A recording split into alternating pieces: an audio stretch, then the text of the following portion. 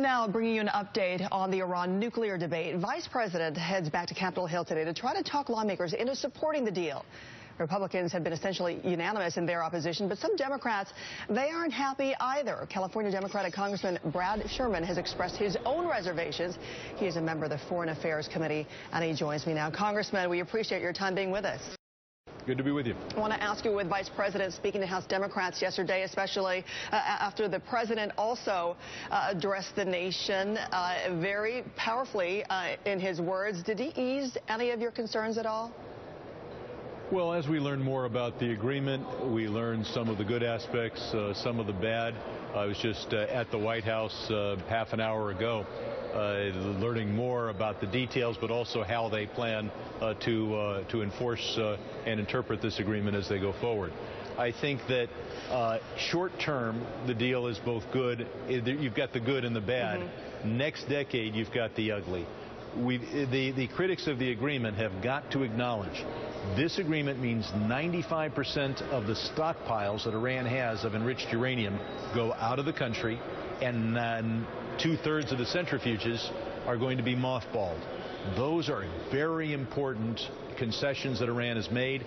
We need those. We need to preserve those. Okay, well, Yeah, go ahead. Sir, in speaking to your concerns, one of the biggest one is what happens 10 years from now when the restrictions are lifted. I mean, you say back to square one. Here we are 10, 15 years later. But here is how the president answered that on Wednesday in his address. Let's take a listen.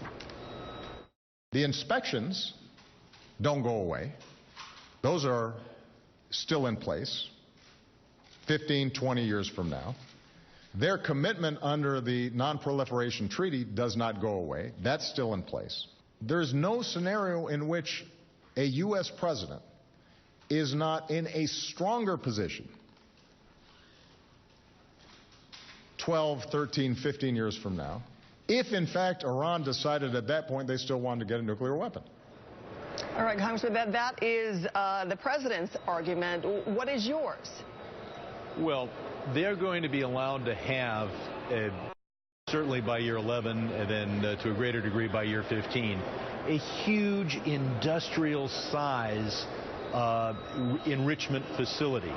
And the president has in prior comments said that once they have that, they're at breakout. They're at a point where they have enough fissile material to create a weapon in literally days. Mm-hmm.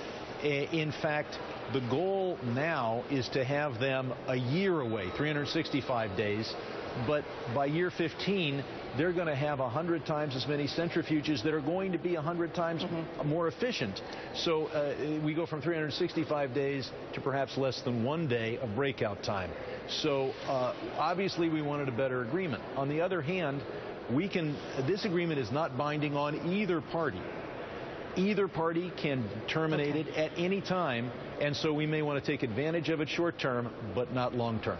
Well, we know that the president challenged critics and those who oppose it to read it before criticizing it too, and explain, how this deal doesn't prevent, nuclear weapons down the road and an alternative. So we'll see if that side of the challenge will come about, especially as the vice president continues his rounds there in Capitol Hill.